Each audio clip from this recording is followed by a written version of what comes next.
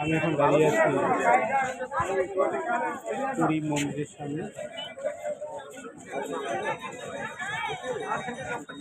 এখন সকাল 8টা বাজে। 8টার সময় প্রচুর শ্রদ্ধালু ভক্তজনেরা এসেছে পুরী মন্দিরে জগন্নাথ দর্শন। আমরা একটু পরে জগন্নাথ দর্শনে যাব। এখন আমি শ্যাম সুন্দর দাঁড়িয়ে আছি পুরী মন্দিরের। আপনারা দেখছেন নীলাচল শ্রীক্ষেত্র বা পুরী ধামে জগন্নাথ মন্দিরের সামনেই আমরা দাঁড়িয়ে রয়েছি। আমাকে দেখছেন, আমি শ্যাম সুন্দর। এই সময় দেখুন কত শ্রদ্ধালু ভক্তের ভিড় এখানে, এবং তারা প্রত্যেকে এসেছেন নীলাচলে জগন্নাথ দর্শনে। নীলাচল অর্থাৎ যে স্থানে ঠাকুরজি অচল, অচল মানে চলতে পারেন না, অর্থাৎ জগন্নাথজি তার পা নেই, তিনি চলতে পারেন না, হাত নেই, খেতে পারেন না, স্নান করতে পারেন না, চোখের পলক নেই, তিনি ঘুমাতেও পারেন না। তাহলে তাকে স্নান করিয়ে দিতে হবে, পোশাক পরিয়ে দিতে হবে, খাবার খাইয়ে দিতে হবে এবং রথে করেও বেড়াতে নিয়ে যেতে হবে। দেখুন ঠাকুরজি, যিনি বিশ্ব ব্রহ্মাণ্ডের অধীশ্বর হয়েও তিনি কতটা ভক্তাধীন। এই ভক্তাধীন ভগবান দেখতে হলে আপনাকে আসতে হবে নীলাচল শ্রীক্ষেত্র বা পুরী ধাম, যার অপর নাম শঙ্খতীর্থ, অর্থাৎ উপর থেকে দেখতে স্থানটিকে শঙ্খের মতো। আর শ্রীক্ষেত্র, শ্রী শব্দের সুন্দর, অর্থাৎ যে স্থানটি সব থেকে সুন্দর সেটিই হলো পুরী ধাম। আমি এখন দাঁড়িয়ে আছি এই নীলাচল শ্রীক্ষেত্র এবং আস্বাদন করছি পুরী ধামের মাহাত্ম্য আপনাদের সাথে। মনে করুন কোনো দম্পতির একটি পুত্র সন্তান হয়েছে। সেই সন্তানটিকে পিতামাতা প্রত্যেক দিন স্নান করিয়ে দিতে হয়, খাবার খাইয়ে দিতে হয়, পোশাক পরিয়ে দিতে হয়, ঘুম পাড়িয়ে দিতে হয় এবং বেড়াতেও নিয়ে যেতে হয়। কতদিন? যতদিন তিনি নাবালক থাকেন, 2 থেকে 5 বছর। কিন্তু যখন তিনি সাবালক হয়ে যান, সেই সন্তানটিকে তখন আর পিতামাতাকে স্নান করিয়ে দিতে হয় না, খাবার খাইয়ে দিতে হয় না, তাকে পোশাক পরাতেও হয় না, আর নিয়ে হাত ধরে পথেও বের হতে হয় না, কারণ এই সকল কাজ সন্তানটি নিজেই করতে পারেন। এবার মনে করুন কোনো দম্পতির একটি সন্তান হয়েছে, সেই সন্তানটি স্বাভাবিক নয়, একটি বিকলাঙ্গ। তাহলে সেই সন্তানটিকে খাবার খাইয়ে দিতে হবে, স্নান করিয়ে দিতে হবে, পোশাক পরিয়ে দিতে হবে, ঘুম পাড়িয়ে দিতে হবে। কতদিন? না, আজীবনকাল। তাহলে ঠাকুরজি আমার বিশ্ব ব্রহ্মাণ্ডের অধীশ্বর হয়েও কতটা ভক্তাপরাধীন। দেখুন, ভক্ত খাওয়ালে খায়, ভক্ত পোশাক পরালে পরে, ভক্ত ঘুম পাড়ালে ঘুমায় এবং ভক্ত রথে করে যখন পথে বাহির হয় তখন তিনি বেড়াতে যান। তাহলে ভক্তাধীন ভগবান দেখতে হলে আসতে হবে আপনাকে নীলাচল শ্রীক্ষেত্র পুরী। আমি এখন দাঁড়িয়ে আছি পুরী মন্দিরের অদূরে সিদ্ধগঙ্গা বা পবিত্র গঙ্গার সামনে। এই গঙ্গা কলকাতার গঙ্গা নদীর সঙ্গে মাটির তলা দিয়ে কানেক্টেড, তাই জন্য বলা হয় সিদ্ধ গঙ্গা, পবিত্র গঙ্গা।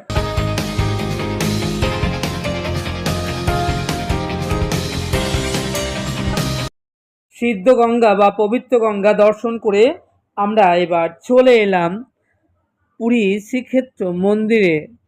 অদূরেই রয়েছে রাধাকান্ত মঠ বা গম্ভীরা। মহাপ্রভু সন্ন্যাস ধর্ম গ্রহণ করে এখানেই 12 বৎসর তিনি একাধারে রাধাভাবে ভাবাবিষ্ট হয়েছিলেন। এই গম্ভীরা ভেতরে কিন্তু মোবাইল বা ক্যামেরা অ্যালাউ নেই, তাই জন্য আপনাদের ভেতরটা দেখাতে পারলাম না। যেটুকু সম্ভব আপনাদেরকে সেটুকুই ঘুরিয়ে দেখাচ্ছি। এটা হচ্ছে গম্ভীরা বা রাধাকান্ত মঠ। আর এরপরে আমরা চলে এলাম সিদ্ধ বকুল। মহাপ্রভু যখন সন্ন্যাস ধর্ম গ্রহণ করে নীলাচলে আসেন, মহাপ্রভুর সঙ্গে হরিদাস ঠাকুরও চলে আসেন। আর প্রত্যেক দিন হরিদাস ঠাকুর 3 লক্ষ নাম জপ করতেন স্থানে বসে। তাই মহাপ্রভু একটা বকুলের ডাল সেখানে পুঁতে দিয়েছিলেন যাতে সেই ছাটা পড়বে। সেই সিদ্ধ বকুল আজও রয়েছে এবং সেটা শুধু বাকল আছে, কিন্তু সার কিছু নেই।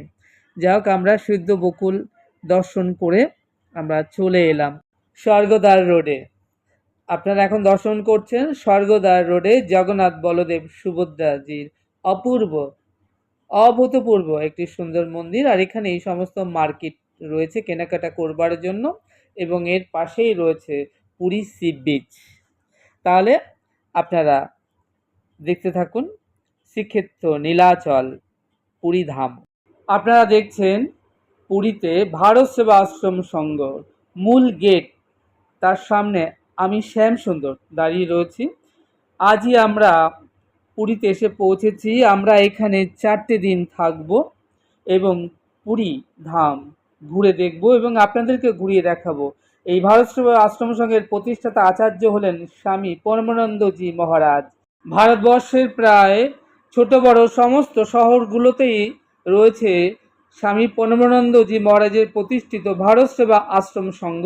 এখানে বাঙালিদের এবং সমস্ত মানুষদের থাকবার জন্য নির্ভরযোগ্য ব্যবস্থা এবং 60 টাকা 70 টাকা কুপনের মাধ্যমে ভগবানের নিরামিষ ভোগ প্রসাদ সেবারও ব্যবস্থা রয়েছে। আপনারা দেখছেন পুরী ধামে স্বর্গদ্বার রোডের পাশেই পরমানন্দজি মহারাজের প্রতিষ্ঠিত ভারত সেবা আশ্রম সংঘে এখন আমরা দাঁড়িয়ে রয়েছি।